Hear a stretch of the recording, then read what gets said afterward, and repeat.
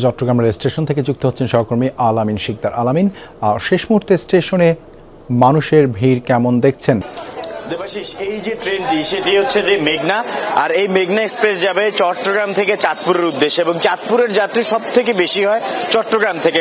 চট্টগ্রামে যে বিভিন্ন কলকারখানাগুলো রয়েছে সেই কলকারখানায় চাকরিরত বেশিরভাগ মানুষই কিন্তু দেশের দক্ষিণ উত্তরবঙ্গ থেকে আসা মানুষ।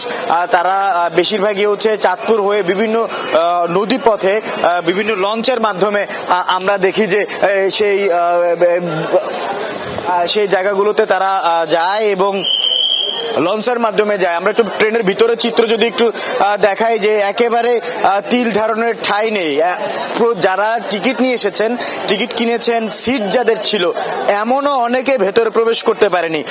আমরা দেখছি যে কিছুক্ষণ আগে ছাদের উপরেও অনেকে উঠেছিল, তবে রেলের যে নিরাপত্তা বাহিনী রয়েছে, আনসার সদস্যরা রয়েছে, পুলিশ সদস্যরা রয়েছে, তারা ছাদের উপর থেকে সে সকল যাত্রীদের নামিয়ে দিয়েছে যাতে যাত্রীদের নিরাপত্তা নিশ্চিত করা যায়। এবং প্রতিটি প্রবেশ মুখেই দেখছেন, প্রতিটি বগির প্রবেশ মুখে দেখা যাচ্ছে মানুষ একেবারে খুব, যেখানে বলা যায় যে আর কেউ প্রবেশ করতে পারবে না এমন একটি অবস্থা।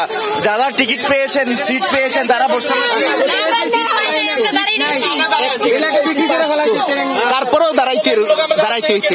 টাকার টিকিট ছিল, টিকিট 200 টাকার টিকিট 500 টাকা দিয়ে নিচ্ছি, তারপরেও বসতে পারেনি। এই অবস্থা, এই পরিস্থিতি দাঁড়াইছি। ঠিক এই অবস্থা প্রতিটি বগির মধ্যেই।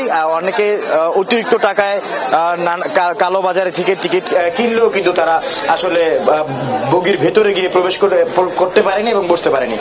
দেবাশিস, ধন্যবাদ আলামিন যুক্ত হবার জন্য।